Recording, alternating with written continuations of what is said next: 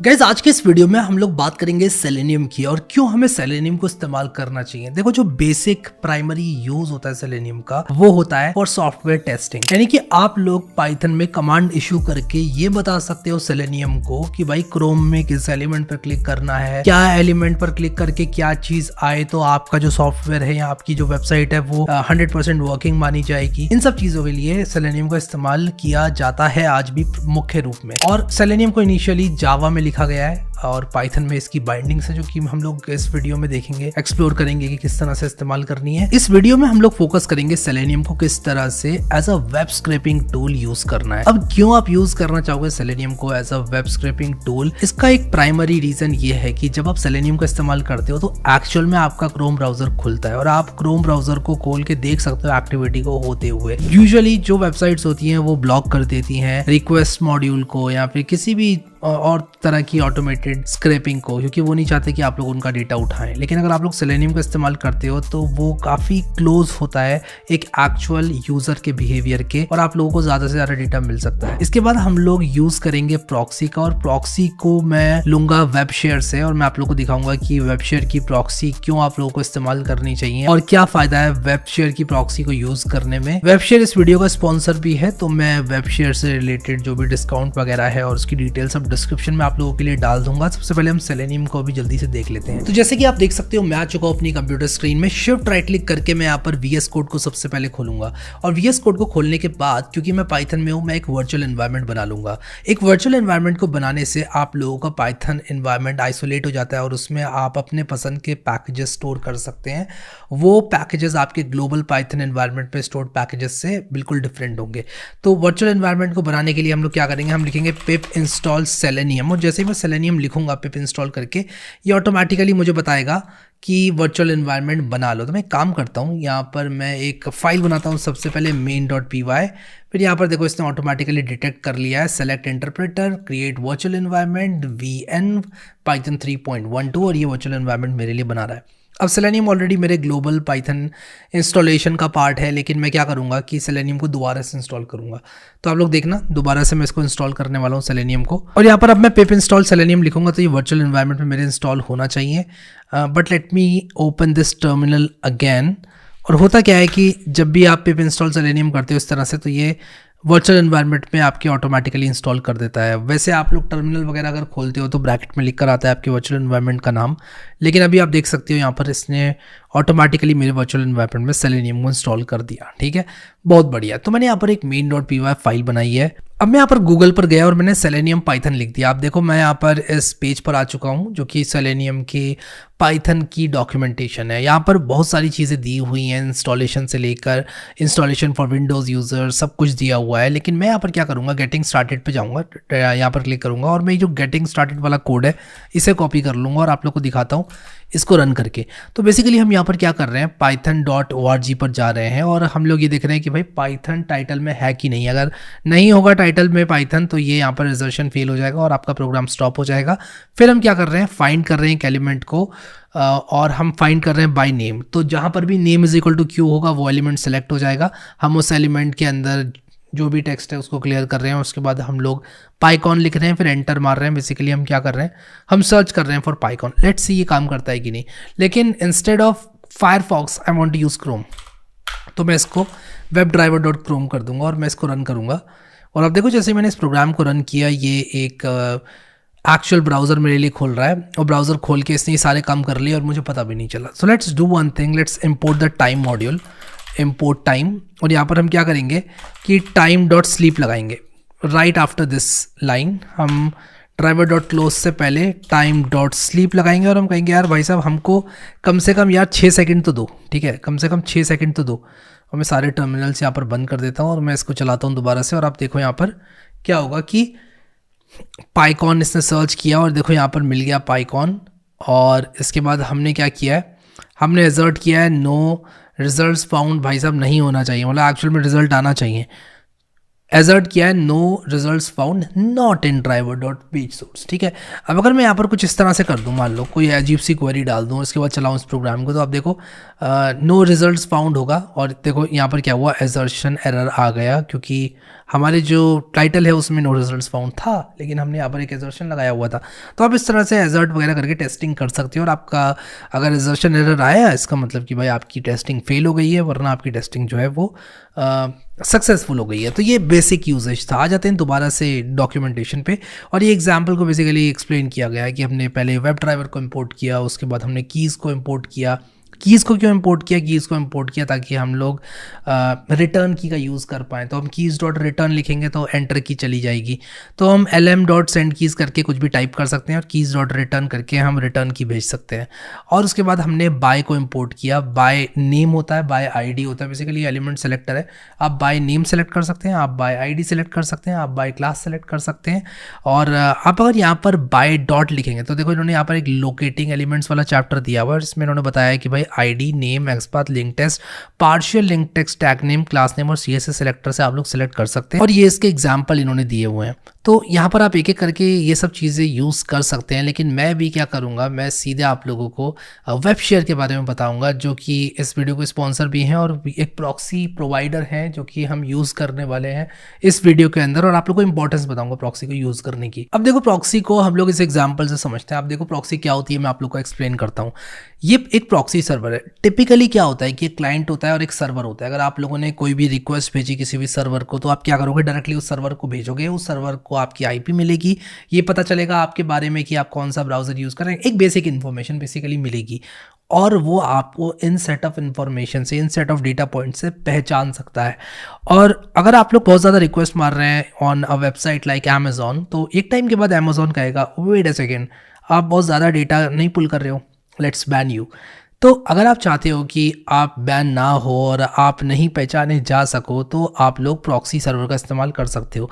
Proxy server क्या करता है बेसिकली कि आप लोगों के बिहाफ में रिक्वेस्ट भेजता है। तो आप क्या करोगे, आप सर्वर को रिक्वेस्ट नहीं भेजोगे, आप प्रॉक्सी सर्वर को बोलोगे कि भाई रिक्वेस्ट भेज दे, और जो भी रिस्पॉन्स आएगा प्रॉक्सी सर्वर वापस आपको दे देगा। बहुत ही सिंपल सा कॉन्सेप्ट है। जैसे कि होता है ना कि घर में अगर आप लोग को पापा को बोलना है डायरेक्टली कि यार पापा वीडियो गेम दिला दो या पापा बाइक दिला दो, तो आप पापा को डायरेक्टली नहीं बोलते हो, आप मम्मी से कहते हो मम्मी यार पापा को समझाओ ना कि यार मेरे ट्यूशन जाना होता है, यार बाइक दिला दो। तो मम्मी को बोलोगे, मम्मी प्रॉक्सी सर्वर है, मम्मी को बोलो, मम्मी कहेंगी चलो ठीक है मैं बोलती हूँ। तो मम्मी बोलेंगी पापा से, अरे सुनते हो कि यार बच्चे को बाइक की ज़रूरत है, यार वो बेचारा ट्यूशन जाता है, या बच्चे को जो है 4090 की ज़रूरत है, उसको HTML वेबसाइट्स बनानी है। तो ये सब चीज़ें आप लोग जो है प्रॉक्सी सर्वर को समझने के लिए कंसिडर कर सकते हो, ठीक है।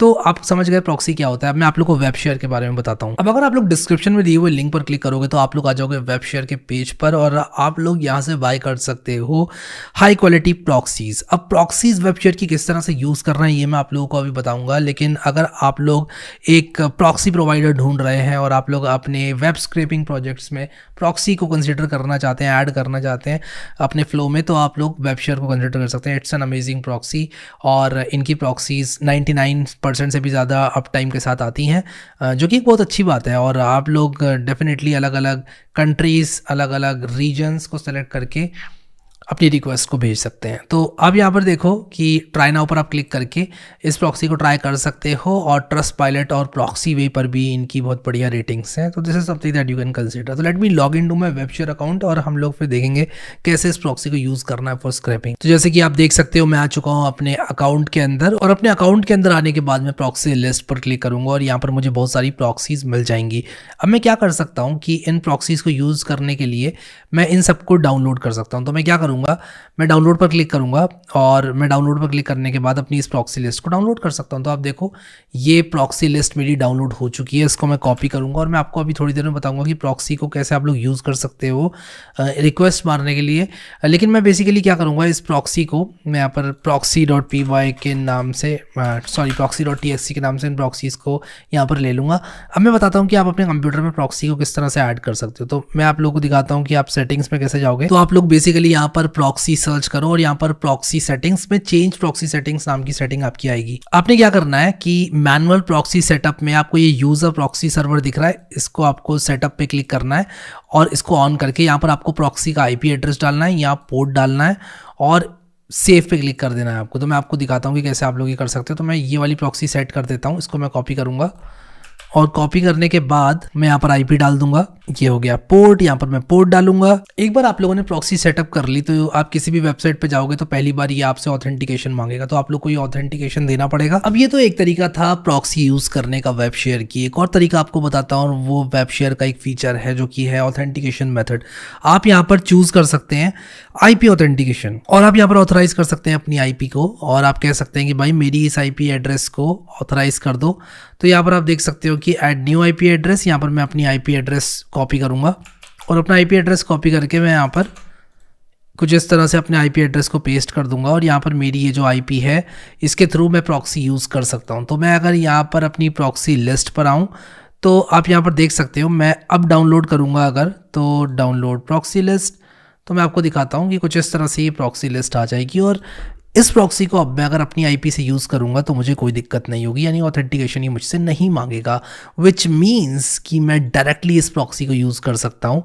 सो लेट मी टेल यू कैसे मैं इस प्रॉक्सी को यूज़ करूँगा। मैं आऊँगा अपनी सेटिंग्स में और प्रॉक्सी सर्च करूँगा, प्रॉक्सी सेटिंग्स पर क्लिक करूँगा, यूज़र प्रॉक्सी सर्वर पर क्लिक करूँगा, प्रॉक्सी को ऑन करूँगा, और मैं आप लोग को यहाँ पर दिखाना चाहता हूँ। अगर मैं यहाँ पर लिखूँ माई लोकेशन तो आप देखो ये मुझे कनाडा दिखा रहा है, जिसका मतलब है कि मेरी जो प्रॉक्सी है वो चल रही है without any user name and password. तो वेबशेयर का एक बहुत अच्छा फीचर है ये, which can be one of the reasons for you to use it. ठीक है, तो आई होप कि आप लोग को समझ में आ गया कैसे यूज़ करना है। आप रोटेटिंग प्रॉक्सीज भी यूज़ कर सकते हो, और रोटेटिंग प्रॉक्सी यूज़ करने का फ़ायदा ये है कि ये ऑटोमेटिकली चेंज होती रहेगी और आपको अलग अलग लोकेशन देती रहेगी। लेकिन अभी मैं क्या करूँगा कि आऊँगा वापस से यहाँ पर और मैं अमेज़ॉन स्क्रैप करके आप लोगों को दिखाऊंगा। तो बेसिकली हम क्या करेंगे, एक प्रोजेक्ट बनाएंगे जिसमें हम अमेज़ॉन के सर्च रिजल्ट्स को स्क्रैप करेंगे। So let's go. लेकिन इससे पहले कि हम वो प्रोजेक्ट करें, मैं आप लोगों को बताना चाहता हूँ कि कैसे आप लोग लोकेट कर सकते हैं सिंगल एलिमेंट्स को, और कैसे आप लोग लोकेट कर सकते हैं मल्टीपल एलिमेंट्स को। तो मैं ये स्क्रिप्ट को एज इट इज़ कॉपी करूँगा और ये एजर्ट वगैरह सब हटाऊंगा यहाँ से, और ये टाइम वगैरह भी हटाऊंगा सब यहाँ से अभी के लिए। और मैं यहाँ पर क्या करूँगा कि मैं amazon.in पे जाऊँगा गेस्ट मोड में। तो मैं amazon.in पर जाऊँगा और मैं अपनी गेस्ट विंडो इसलिए खोली है क्योंकि I want to make sure कि मैं इस वेबसाइट को फ्रेशली यूज़ कर रहा हूँ। ठीक है, तो आप लोग यहाँ पर देखो कि मैं कुछ भी सर्च करूँगा। यहाँ पर मान लो मैंने लैपटॉप सर्च किया, और लैपटॉप मैंने जैसे ही सर्च किया तो इसने मुझे एक URL जनरेट करके दिया। तो मैं इस URL को कॉपी करूँगा और इस URL को मैं यहाँ पर पेस्ट करूँगा, और मैं यहाँ पर इसको एक एफ स्ट्रिंग बनाऊँगा, और ये मेरी क्वेरी है। ठीक है, तो मैं यहाँ पर लिखूँगा क्वेरी और यहाँ पर लिखूँगा query is equal to, let's say मैं लैपटॉप ही सर्च कर रहा था, क्वेरी इज इक्वल टू मेरी लैपटॉप हो जाएगी। अब मैंने ड्राइवर डॉट गेट किया, और ड्राइवर डॉट गेट करने के बाद मैं क्या कर सकता हूँ, मैं कह सकता हूँ lm is equal to driver dot find element, और मैं अलग अलग तरीके यूज़ कर सकता हूँ एलिमेंट को फाइंड करने के। तो मान लो मैं ये वाला जो बॉक्स है इसको मैं फाइंड करना चाहता हूँ, इस बॉक्स को मैं फाइंड करना चाहता हूँ।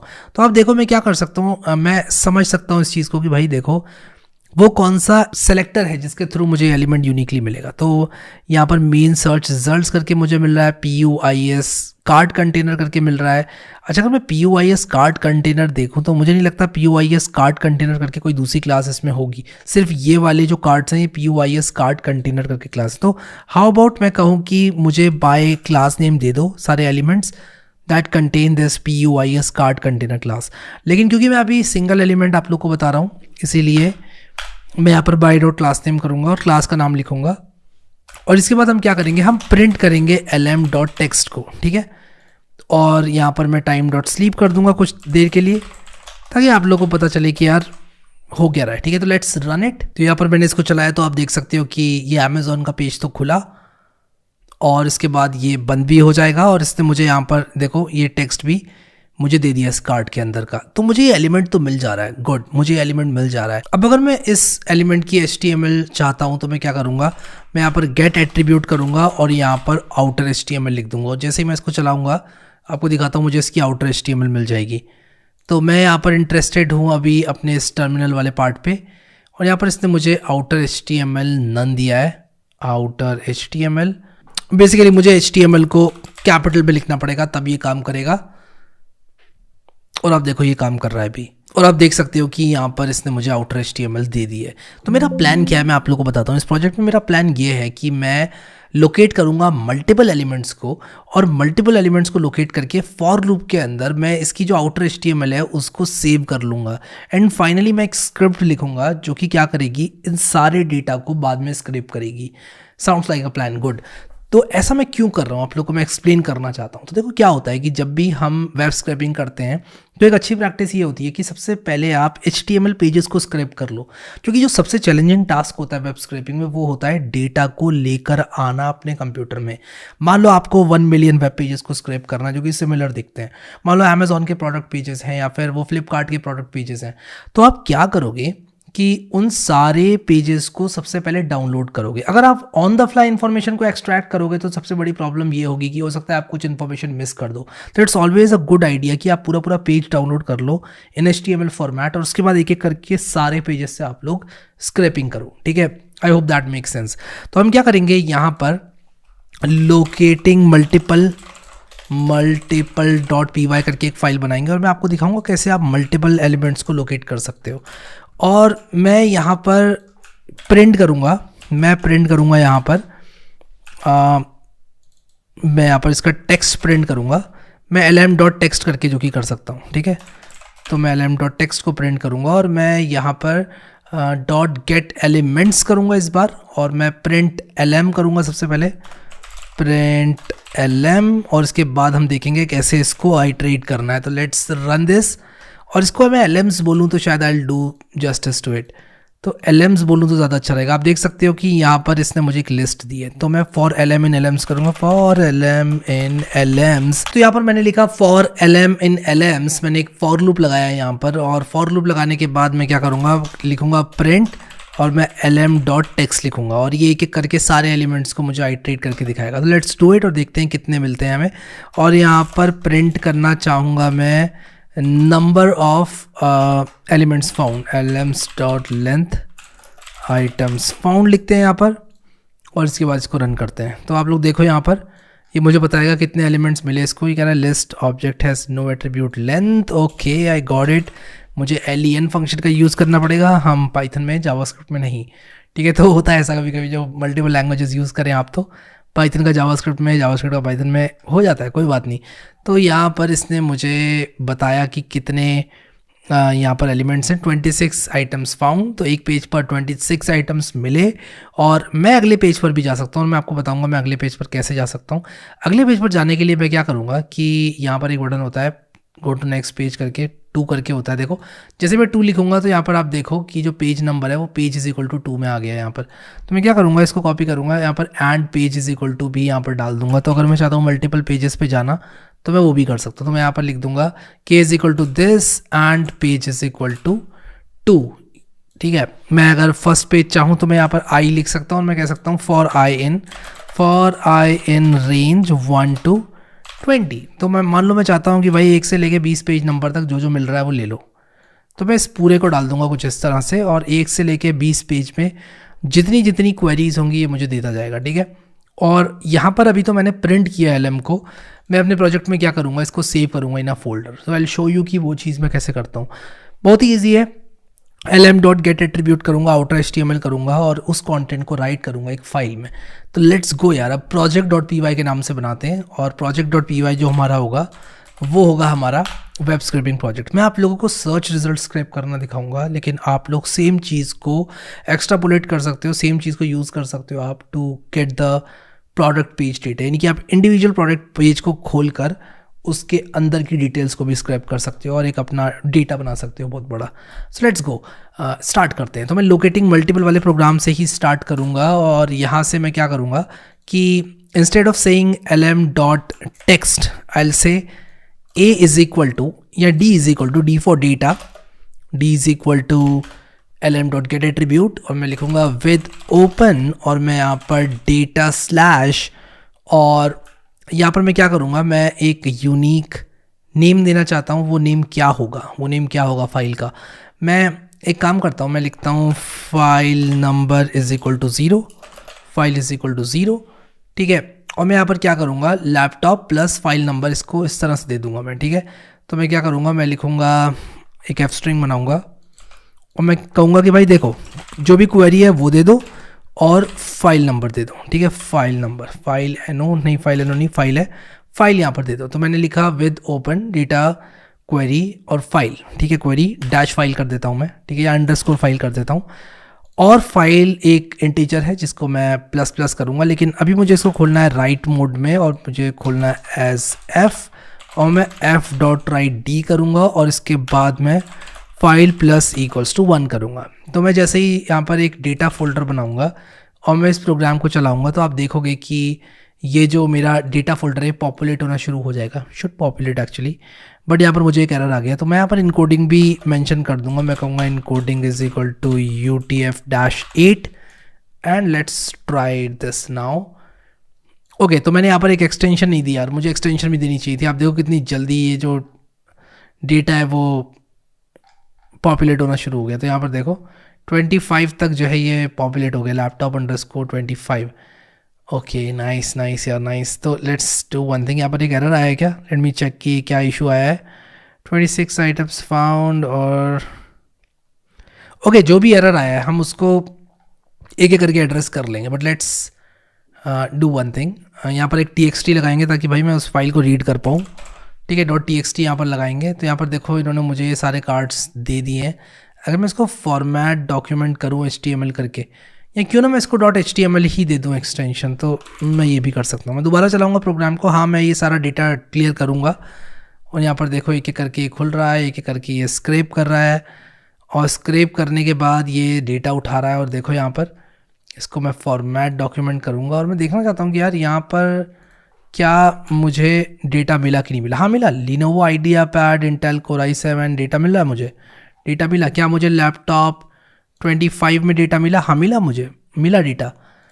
लेकिन यहाँ पर मैं देखना चाहता हूँ कि ये प्रोग्राम मेरा रुक क्यों गया। ये प्रोग्राम मेरा रुक के इसलिए रुक गया क्योंकि मैंने फॉर लूप के अंदर ही ड्राइवर डॉट क्लोज लगा दिया, जो कि मुझे नहीं करना चाहिए था। तो लेट्स डू वन थिंग, हमने ये जो डेटा फोल्डर बनाया है इसको क्लियर करते हैं। डेटा फोल्डर को हम करेंगे क्लियर, और डेटा फोल्डर को क्लियर करने के बाद अब चलाएंगे अपना project.py, ठीक है।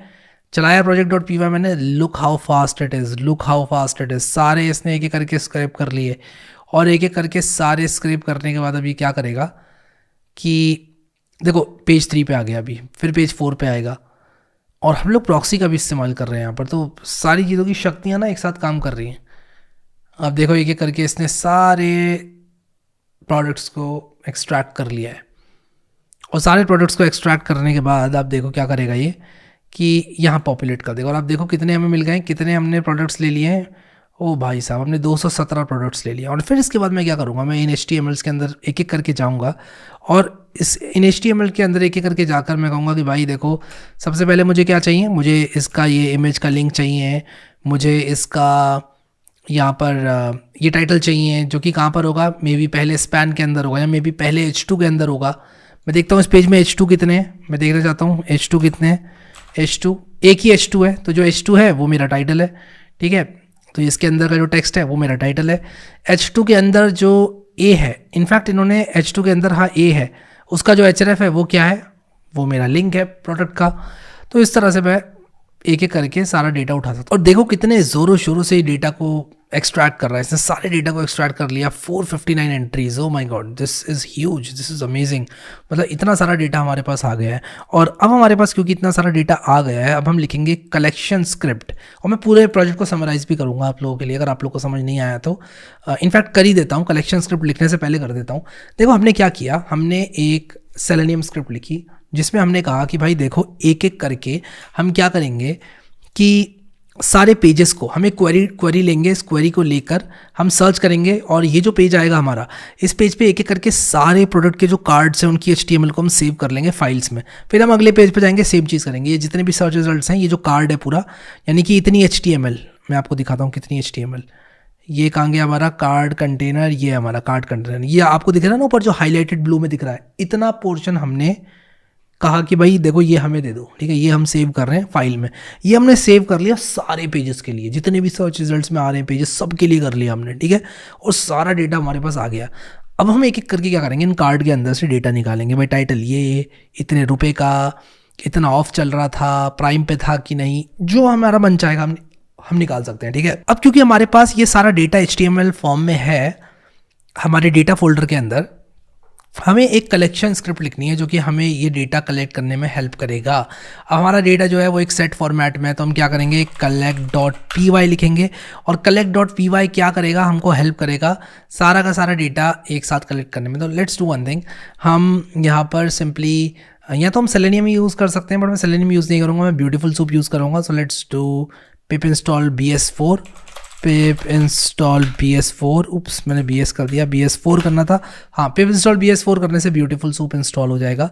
और ब्यूटीफुल सूप भी बहुत इजी है, ठीक है, मैं आपको दिखाता हूँ। ब्यूटीफुल सूप, और ब्यूटीफुल सूप एक बहुत ही बढ़िया लाइब्रेरी है जो कि आपको हेल्प करती है HTML को पार्स करके उसमें से डेटा निकालने में। तो यहाँ पर आपको क्या करना पड़ता है, सबसे पहले सूप बनाना होता है। आप कहोगे यार सूप बनाना तो मुझे आता ही नहीं है, मैं बताता हूँ क्या मतलब है सूप बनाने का। आप क्या करोगे, आप कहोगे from bs4 import beautiful soup, और इसके बाद इसको दोगे HTML doc। आपका HTML doc क्या होगा, HTML doc आपका फाइल से आएगा। तो आप क्या करोगे, OS मॉड्यूल को यूज़ करोगे। आप कहोगे import OS, और हम कहेंगे os dot list dir data, यानी कि डेटा के अंदर जो जो फाइल्स हैं वो सब ले लो। तो मैं कहूँगा फॉर फाइल इन क्या, os dot list dir data. तो मैं कहूँगा भाई सारी फाइल्स के लिए क्या करो, ये कर फाइल ये कर दो, और फिर क्या करो कि विद ओपन फाइल, ठीक है, एज f, और मैं लिखूँगा html_doc is equal to f.read, ठीक है, और इसके बाद soup.predify। तो मैं आपको दिखाता हूँ एक एक करके कैसे ये। ओके, तो ये कह रहा है नो सच फाइल और डायरेक्टरी। ओके, सो मुझे क्या करना पड़ेगा कि यहाँ पर एक f स्ट्रिंग बनानी पड़ेगी, और यहाँ पर एक f स्ट्रिंग के अंदर मुझे लिखना पड़ेगा डेटा स्लैश और फाइल, क्योंकि यहाँ पर मुझे पूरा पाथ देना पड़ेगा फाइल का, जो कि डेटा स्लैश फाइल है, ठीक है, बढ़िया। अब मैं चलाऊँगा तो एक एक करके सारी फाइल्स को रीड करेगा, क्योंकि मुझे करना नहीं चाहिए था, बट इट्स ओके। और उसके बाद मैं क्या करूँगा कि इसको मे बी एक वेरिएबल के अंदर, एक लिस्ट के अंदर, या फिर एक CSV राइट करूँगा मैं pandas के थ्रू, वो कर सकता हूँ मैं, ठीक है। तो हम pandas को भी इंस्टॉल कर लेंगे, पिप इंस्टॉल pandas। अब pandas क्या है, बेसिकली मैं pandas का इस्तेमाल करूँगा to write to a CSV, ठीक है।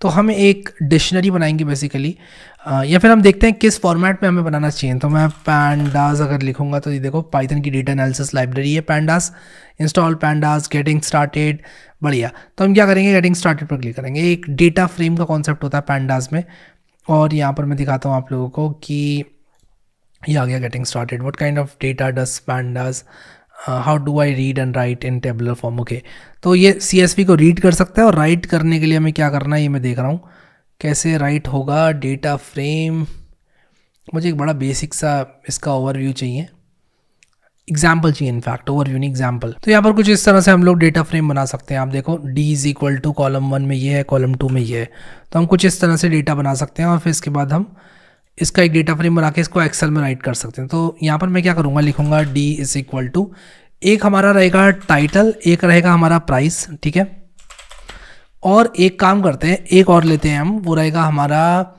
टाइटल होता है, प्राइस होता है, और क्या होता है, टाइटल है, प्राइस है, लिंक, ठीक है, एक लिंक भी ले लेते हैं जो कि हमें इसका लिंक देगा, ठीक है। तो मान लो मैं 1 2 कर देता हूँ, और ये हमने किया। अब एक एक करके हम क्या करेंगे कि सबसे पहले मैं एक फाइल को खोलूँगा, फॉर्मेट डॉक्यूमेंट करूँगा। मुझे क्या क्या लेना है, सबसे पहले तो मुझे टाइटल लेना है। तो टाइटल लेने के लिए मैं क्या करूँगा, मैं कहूँगा कि भाई सूप के अंदर जो H1 है, H2 है सॉरी, उसके अंदर का टेक्स्ट ले लो। फिर प्राइस के लिए मैं ये A-प्राइस वाली क्लास पे जाऊँगा, A-प्राइस वाली क्लास पे, और इसका इनर टेक्स्ट ले लूँगा, ठीक है। तो लेट्स डू वन थिंग, अपनी collect.py के अंदर मैं कहूँगा कि प्राइस इज इक्वल टू, या मैं एक काम करता हूँ, मैं लिखता हूँ P is equal to soup.find, और soup.find करके मैं क्या करूँगा कि यहाँ पर मैं कहूँगा कि भाई soup.find, और मुझे स्पैन फाइंड करना है विद अ गिवन क्लास। तो इसके लिए आ जाओ ब्यूटीफुल सूप की डॉक्यूमेंटेशन में, और क्विक स्टार्ट पे हम जाएंगे यहाँ पर, और हम देखेंगे जैसे यहाँ पर फाइंड ऑल करके हम ये कर सकते हैं, हम फाइंड भी यूज़ कर सकते हैं, ठीक है। तो फाइंड कैसे करना है हमको, सर्चिंग द ट्री, हम सर्चिंग द ट्री पे जाएंगे। देखो फाइंड ऑल करके आप सारे बीज फाइंड कर सकते हो, फिर इसके बाद आप finding with a given class वो भी आप कर सकते हो, ठीक है। तो यहाँ पर सबसे पहले मुझे टाइटल चाहिए, तो मैं कहूँगा कि भाई मुझे H2 दे दो। तो मैं यहाँ पर T इज इक्वल टू ये लिखूँगा, और मैं लिखूँगा title is equal to T text, ठीक है, गेट अंडरस्कोर टेक्स्ट एक फंक्शन है जो कि मुझे टेक्स्ट देगा और प्रिंट टाइटल कर दूंगा मैं। एंड लेट मी सी कि मुझे टाइटल मिलता है ये करके कि नहीं मिलता है, ठीक है। और soup.prettify मुझे नहीं चाहिए और मैं इस फॉर लूप को ब्रेक करूंगा। पहले एक के लिए ट्राई करता हूँ, फिर अगर चल गया तो बहुत अच्छी बात है। हाँ मुझे भाई टाइटल तो मिल गया, बहुत ही अच्छी बात है, मुझे टाइटल मिल गया। लेकिन मुझे अब चाहिए प्राइस। तो प्राइस कैसे मिलेगा मुझे? मैंने टाइटल, प्राइस और लिंक लेना है। तो मुझे टाइटल मिल चुका है।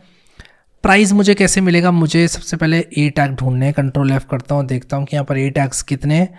ए tags with class of A link normal, ये देखता हूँ ये कितने हैं। ये भी काफ़ी हैं वैसे, बट ए रो के अंदर लिंक्स कितने हैं? इनफैक्ट ये बहुत ज़्यादा इजी है। मुझे H2 के अंदर के ए चाहिए और उसके href चाहिए, ठीक है। तो मैं क्या करूँगा, H2 के अंदर का जो ए है मेरा, तो यहाँ पर ये H2 है, मैं कहूँगा कि टी डॉट फाइंड, और मैं कहूँगा कि भाई इसके अंदर का जो ए है वो मुझे दे दो। और मैं लिखूँगा p is equal to this, और फिर मैं लिखूँगा price is equal to p dot get text, ठीक है। यहाँ पर गेट टेक्स्ट फंक्शन में चला दूंगा, गेट अंडरस्कोर टेक्स्ट, और यहाँ पर टाइटल और प्राइस दोनों प्रिंट करता हूँ। टाइटल आ गया, प्राइस आ गया। इसके बाद इनफैक्ट ये लिंक है यार, प्राइस नहीं है, ये लिंक है। तो मैं इसको L करता हूँ और मैं इसको लिंक करूँगा, ये लिंक हो गया। रन करता हूँ इसको, ये कह रहा है P is not defined, okay. तो मुझे यहाँ पर L करना पड़ेगा, ओके। तो यहाँ पर मेरा प्राइस आ गया। क्या मेरा लिंक आया? नहीं, मेरा लिंक नहीं आया। एट्रीब्यूट लेने के लिए मैं क्या करूँगा, मैं कहूँगा L और यहाँ पर लिख दूंगा href, तो मेरा लिंक आ जाएगा। आप देखो यहाँ पर मेरा लिंक आ गया, तो ये भी आ गया, मेरा लिंक भी आ गया। और मुझे अपेंड करना पड़ेगा amazon.in इसमें। तो एक काम करते हैं, लिंक इज इक्वल टू हो जाएगा https:/amazon.in और स्लैश, फिर इसके बाद इसमें ये चीज़ प्लस हो जाएगी। तो देखता हूँ कि ये लिंक यहाँ पर काम करता है कि नहीं। इसको ज़रा फॉलो भी करके देख लेते हैं लिंक को। हाँ यार, लिंक तो खुल रहा है, बढ़िया, बहुत ही अच्छी बात है, ठीक है, अच्छी बात है, लिंक खुल रहा है। तो अब हमें क्या करना है कि हमारे पास प्राइस आ चुका है, हमारे पास लिंक आ चुका है, प्राइस नहीं आया अभी तक, प्राइस भी हमें लेना है। तो प्राइस लेने के लिए मैं क्या करूँगा, जो मेरा प्राइस है वो मुझे कैसे मिलेगा, let me check. Price, price कहाँ हो तुम? प्राइस, प्राइस तुम कहाँ हो? प्राइस रेसिपी, अभी यहीं पर देखा था प्राइस कहीं मैंने, हाँ ये है 54,990, 54,990 प्राइस है। तो वो मुझे कैसे मिलेगा? ए ऑफ स्क्रीन, नहीं ऐसे भी नहीं मिलेगा। ए रो कलर बेस, प्राइस कैसे मिलेगा मुझे? प्राइस कैसे मिलेगा? ए डैश प्राइस, कितने स्पैन के अंदर ए डैश प्राइस है ये मुझे देखना पड़ेगा एक बार। कितने स्पैन्स के अंदर ए डैश प्राइस है? ए डैश प्राइस सिर्फ एक ही स्पैन के अंदर है। ए डैश प्राइस एक ही स्पैन के अंदर है, good, this is a good news, ठीक है। इनफैक्ट 2 स्पैन्स के अंदर है, लेकिन मुझे पहले वाला लेना है। तो मुझे स्पैन लेना है with class A dash price, ठीक है। तो हम क्या करेंगे, लिखेंगे p इज़ इक्वल टू, तो मैं यहाँ पर क्या करूँगा, लिखूँगा, यहाँ से स्टार्ट करूँगा soup.find। अब यहाँ पर soup.find में आप स्पैन लिखें और फिर आप लिखें attrs इज इक्वल टू, आप यहाँ पर एक एट्रीब्यूट क्लास दे सकते हैं। मैं यहाँ पर ए डैश प्राइस लिखूँगा और मैं इसको p को एट द एंड प्रिंट करूँगा और मैं देखता हूँ कि क्या p प्रिंट हुआ। हाँ भाई, प्रिंट तो हो गया। यहाँ पर soup.find किया मैंने तो ये स्पैन मेरा प्रिंट हो गया। अब मुझे क्या करना है कि इसके अंदर का टेक्स्ट निकालना है। तो इसके अंदर का मुझे a dash hold price dash hole अगर मैं करूँ प्रिंट, मैं काम करता हूँ span with a dash price dash hole करके देखता हूँ, हाँ मुझे मिल रहा है। और इसके अंदर का मुझे गेट टेक्स्ट कर देना है। तो मैं अगर p डॉट गेट टेक्स्ट करूँ तो I think that should do, और मैं गेट अंडरस्कोर टेक्स्ट करूँगा और मेरा काम हो जाना चाहिए। हाँ मेरा काम भाई साहब हो रहा है। तो अब मैं यहाँ पर क्या करूँगा, मैं लिखूँगा price is equal to, price is equal to, मैं लिखूँगा price is equal to p dot get underscore text. और यहाँ पर आप देखो मुझे मिल रहा है टाइटल, लिंक और प्राइस, ये तीनों चीज़ें मुझे मिल रही हैं, ठीक है। एक काम करता हूँ अभी के लिए सिर्फ टाइटल और प्राइस को देखता हूँ, और टाइटल और प्राइस को मैं देखूँ तो टाइटल मुझे मिला, प्राइस मुझे मिला। और अगर मैं ये ब्रेक अभी यहाँ से हटा दूँ तो मुझे सारे एलिमेंट्स के लिए टाइटल मिला, प्राइस नहीं मिला एक पर्टिकुलर पेज के लिए। तो मुझे क्या करना होगा कि यहाँ पर ट्राई कैच लगाना पड़ेगा कि भाई अगर किसी भी पर्टिकुलर रो के लिए मिस हो जाती हैं चीज़ें तो उसको स्किप मार दो, ठीक है। तो हम यहाँ पर क्या करेंगे, ट्राई कैच ब्लॉक के अंदर इसको डालेंगे। हम कहेंगे ट्राई और लिखेंगे एक्सेप्ट एक्सेप्शन एज ई और प्रिंट कर लेंगे एक्सेप्शन को। लेट्स गो, और देखो सारा डेटा आ रहा है, सारा डेटा आ रहा है, एक एक करके सारा डेटा आ रहा है, बढ़िया, ठीक है। तो ये यहाँ पर आपको एक एक करके सारे आपको टाइटल्स मिल रहे हैं और इसके बाद आपको उनके प्राइसेस मिल रहे हैं, ठीक है। और आप इसको कलेक्ट कर सकते हो इस डिक्शनरी के अंदर और आप कह सकते हो डी टाइटल डॉट अपेंड में कर दो title, D price dot append कर दो प्राइस और डी लिंक अपेंड कर दो link. So let's do it. तो यहाँ पर हम इंस्टेड ऑफ प्रिंटिंग क्या करेंगे, हम कहेंगे डी का जो टाइटल है उसमें कर दो append title and will do the same thing for price. तो प्राइस के लिए भी हम सेम चीज़ करेंगे और लिंक के लिए भी हम लोग सेम चीज़ करेंगे। और हम इसके बाद क्या करेंगे, हम कहेंगे pd डॉट डेटा फ्रेम और हमें इम्पोर्ट पैंडाज एज pd करना पड़ेगा, इम्पोर्ट पैंडाज एज pd और हम कहेंगे pd डॉट डेटा फ्रेम और हम यहाँ पर देखेंगे कैसे डेटा फ्रेम बनाना है। Data is equal to D करेंगे, data is equal to D करेंगे हम। और इसके बाद हम क्या करेंगे, हम कहेंगे इसको मैं df बोलूँगा और मैं कहूँगा df डॉट टू CSV और यहाँ पर लिखेंगे डेटा डॉट CSV और हमारा डेटा CSV फॉर्मेट में आ जाएगा। Let's try this. और ये के करके सारे डेटा कलेक्ट कर रहा है एंड फाइनली इसने मेरे लिए डेटा डॉट CSV बना दी है। लेट मी सी कि ये डेटा डॉट CSV में डेटा है भी कि नहीं, एंड यस इसमें डेटा है। तो अब देखो हमारे पास टाइटल आया, हमारे पास प्राइस आया, हमारे पास लिंक आया। तो मैं इसको थोड़ा क्लीन अप कर लूँगा कुछ इस तरह से और मैं क्या करूँगा कि यहाँ पर एक एक करके देखूँगा कौन सा मेरा जो डेटा है वो कौन सा लैपटॉप सबसे महंगा है। तो मैं ऑल्ट डी और FF करूँगा और इसको मैं सॉर्ट कर सकता हूँ।